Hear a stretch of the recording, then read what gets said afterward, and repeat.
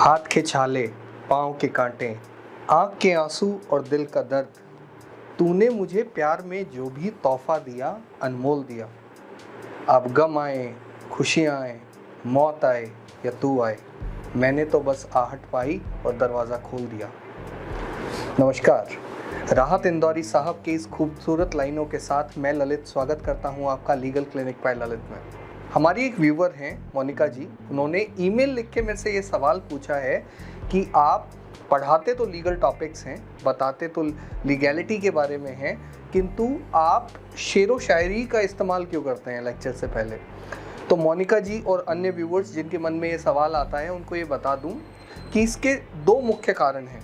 सबसे पहला, तो जब आप थंबनेल देख के वीडियो पे क्लिक करते हैं और सडनली मैं शेर सुनाता हूँ तो एक साइकोलॉजिकल इम्पैक्ट आता है जिससे आपका अटेंशन जो है वो वीडियो की तरफ ज़्यादा आ जाता है। तो अगले 2-3 मिनट जब तक भी आप वीडियो देखते हैं आप ध्यान से सुन पाते हैं क्योंकि आप अटेंटिव होते हैं। और दूसरा कारण ये है कि शेरो शायरी का शौक़ बचपन से रहा है, तो उसी शौक़ को अब वीडियो के माध्यम से पूरा किया जा रहा है। आई होप कि आपको लेक्चर्स, वीडियोस और शेरो शायरी पसंद आ रही होगी। इसी उम्मीद के साथ चलिए करते हैं आज का टॉपिक शुरू।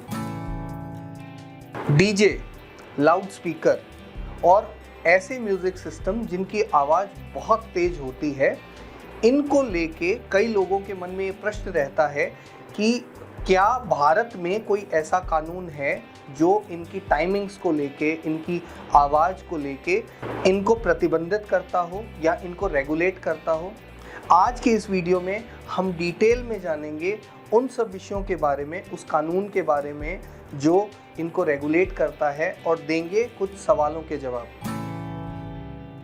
सबसे पहले जानेंगे कि भारत में डीजे और लाउड स्पीकर को लेके क्या कोई कानून है।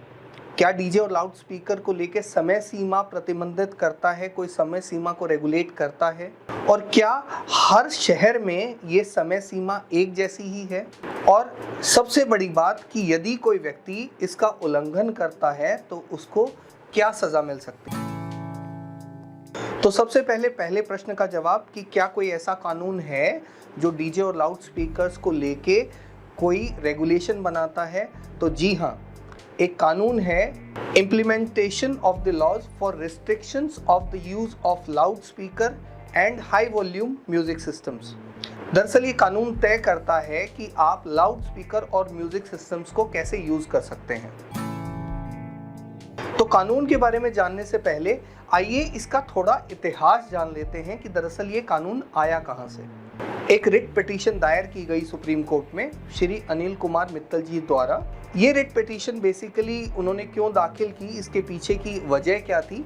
एक 13 साल की लड़की थी जिसके साथ रेप हुआ, वो चीखती रही, चिल्लाती रही। जनवरी 3, 1998 में ये पूरा मामला दरअसल न्यूज़पेपर्स में आया और उसके चीखने और चिल्लाने की आवाज़ सिर्फ इसीलिए वजह से सुनाई नहीं दे पाई क्योंकि वहाँ तेज़ आवाज़ में लाउड स्पीकर बज रहा था। और अगले दिन उस लड़की ने अपने आप को आग लगा ली और 100% बर्निंग इंजरीज के साथ उसकी डेथ हो गई। ये मुख्य कारण रहा और इसी घटना से आहत होकर श्री अनिल कुमार मित्तल जी ने सुप्रीम कोर्ट में दरअसल ये पिटीशन दायर की। इस पिटीशन का नंबर है 72/1998। ये एक सिविल पिटीशन थी।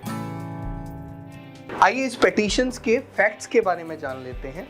सबसे पहला फैक्ट तो ये था, ओपन स्कूल्स में जो मैरिज फंक्शन होते हैं वहाँ बेसिकली हाई एम्पलीफायर्स और लाउड स्पीकर का जो यूज़ होता है उसके रिगार्ड्स में कोई टाइमिंग नहीं थी। और 1998 में जो भी मॉडर्न सोसाइटीज़ थी वो अपनी टेरेस पे पार्टी ऑर्गेनाइज करती थी सोशलाइज होने के लिए, जिनको लेकर भी कोई भी रेगुलेशन तय नहीं किया गया था। और नॉइज़ पोल्यूशन की वजह से होता क्या था, बच्चे पढ़ नहीं पाते थे और एग्ज़ाम के दौरान या एग्ज़ाम से पहले उनको आवाज़ें आती थी और डिस्टर्बेंस होती थी। और ऐसे विक्टिम 1998 से पहले भी थे और 1998 के बाद भी जारी रहे। सुप्रीम कोर्ट ने 18/7/2005 को एक जजमेंट दिया।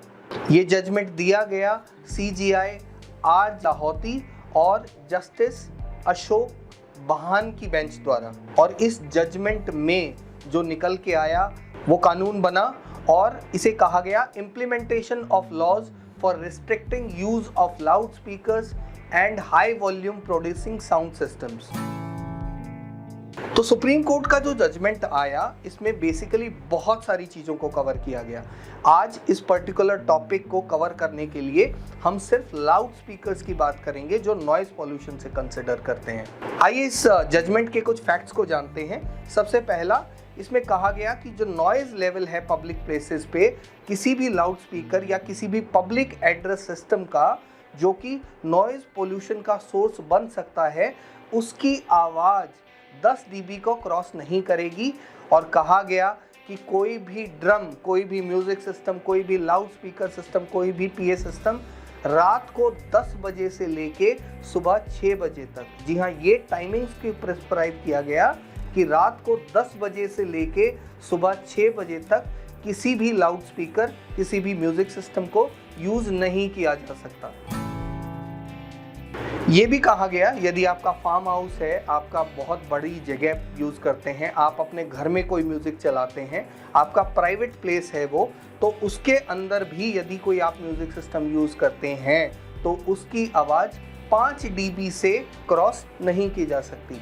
इसमें एक नॉर्म बनाया गया कि रेजिडेंशियल एरियाज़ में रात को 10 बजे से लेके सुबह 6 बजे तक वेहिकुलर हॉर्न्स का, यानी जो गाड़ियों में हॉर्न होते हैं, उसका यूज नहीं किया जा सकता। तो अब आप लोग सोचते होंगे कि सुप्रीम कोर्ट ने जो कानून बनाया वो कहाँ लागू होता है।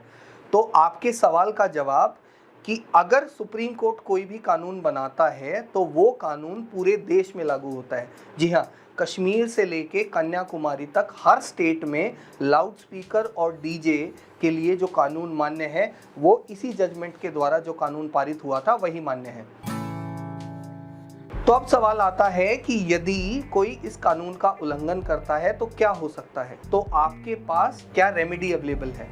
तो सबसे पहली बात, यदि आपके घर के आसपास कोई इस रेगुलेशन को वायलेट करता है तो आप 100 नंबर डायल कर दीजिए, पुलिस आएगी। पुलिस एक पहली वार्निंग देती है जिस वार्निंग में ये कहा जाता है कि आप म्यूजिक सिस्टम को और लाउड स्पीकर को बंद कर लीजिए। उस वार्निंग के बाद भी यदि उसको बंद नहीं किया जाता, पुलिस उस लाउड स्पीकर और म्यूजिक सिस्टम को सीज कर देती है और अपने कंट्रोल में ले लेती है। वहीं FIR भी दर्ज करा दी जाती है। FIR noise pollution regulation and control act 2000 और एनवायरनमेंट प्रोटेक्शन एक्ट 1986 के तहत दर्ज की जाती है। और इसके अलावा सेक्शन 188 IPC में भी पनिशमेंट दी जा सकती है। और सेक्शन 188 IPC पनिशमेंट क्या कहता है, यदि आप पब्लिक प्लेस पर कोई ऐसा कार्य परफॉर्म करते हैं जो कि वायलेट करता है गाइडलाइंस को या किसी पब्लिक सर्वेंट की ड्यूटी को आप डिसओबे करते हैं, तो आपको 6 महीने तक की सज़ा दी जा सकती है। जी हाँ, आपको अरेस्ट किया जा सकता है और आप पर 1000 रुपये तक का फाइन भी किया जा सकता है, या फिर सज़ा और फाइन दोनों किए जा सकते हैं। तो इसी उम्मीद के साथ कि आपको डीजे और लाउड स्पीकर से संबंधित सारी चीज़ें क्लियर हो गई होंगी। यदि आप डिटेल जजमेंट पढ़ना चाहते हैं तो डिस्क्रिप्शन में मैंने उसका लिंक दिया है, आप वहां जाकर डिटेल जजमेंट पढ़ सकते हैं। यदि वीडियो आपको अच्छा लगे तो आप कमेंट कर सकते हैं, लाइक कर सकते हैं, और वो जो लाल रंग का नीचे राइट हैंड साइड में बटन आता है आप उसे प्रेस कर सकते हैं। लीगल क्लिनिक बाय ललित के साथ इसी तरह के इंटरेस्टिंग वीडियोज़ के लिए जुड़े रहें, स्वस्थ रहें, सशक्त बने। जय हिंद, जय भारत।